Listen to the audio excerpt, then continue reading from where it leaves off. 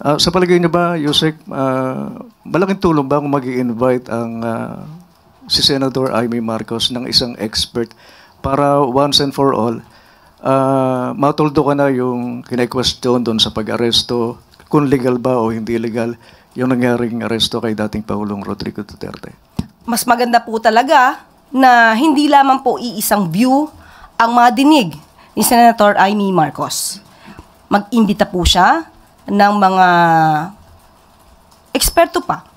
Yung mga na madalas na nai-interview, na nagbibigay din ng kakaibang opinyon, no? Kakaibang opinyon na makakaiba kay Attorney Alex Medina para po mas maliwanagan siya. Kasi sabi nga po natin, kung isang tao lang, isang eksperto lang ang ating madidinig, hindi po natin nababalanse ang pangunawa dito at lalo siyang maguguluhan. Katulad na sinasabi niya, siya nagugulumihanan sa ngayon. So, mas mabuti po, ito naman ay suggestion lang. Total na itanong naman po. Hindi naman po tayo nag-uutos. Mas maganda po na makapagkuha pa siya or makapag-imbita pa siya ng iba pang mga international law experts para po mas maliwanagan siya.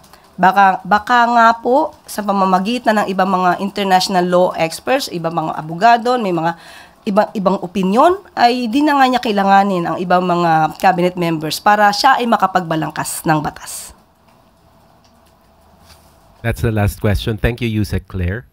Okay. At dito na po nagtatapos ang ating briefing. Maraming salamat Malacanang Press Corps at magandang umaga para sa Bagong Pilipinas.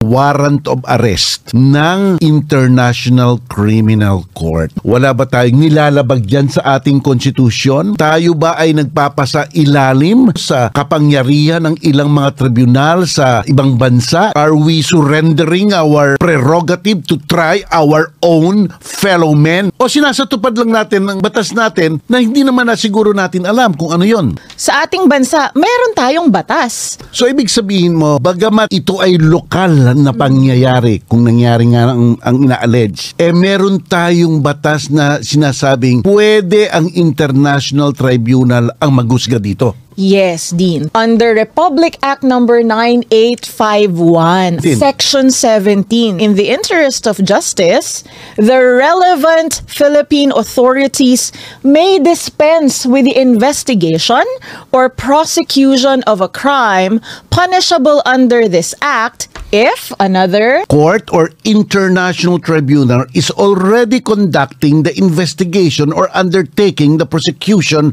of such crime. Instead, the authorities may surrender or extradite suspected or accused persons in the Philippines to the appropriate international court. Klaro po din no? So meron palang base na i-waive natin ang ating jurisdiction in relation to people allegedly who committed crime against humanity. Sa kaso po ni Bayan versus Romulo and Pangilinan versus Cayetano, kinlaro na po na ating Korte Suprema na ang Pilipinas meron po tayong primary jurisdiction with respect to these crimes. However, if our state will be unable to prosecute or it will be unwilling to prosecute, then dyan na po papasok ang complementary jurisdiction ng ICC. Sa madaling salita, the President, the Executive Department, nasa sa kanila ang desisyon kung tayo po ba ang magpo-prosecute or i-waive po natin ang ating jurisdiction in accordance with Republic Act 9851, and then the ICC can now assume jurisdiction over these crimes. Correct. Is there a practical significance if indeed ito ay mapunta sa International Tribunal? Yes, may practical significance. Unang-una na po dyan, ang ICC, it has specializations to these kinds of crimes or cases. Kaya nga po ito na itatag. Its sole function is to prosecute these kinds of crimes. Sa kabilang banda po, alam naman natin sa ating bansa, it's public knowledge na medyo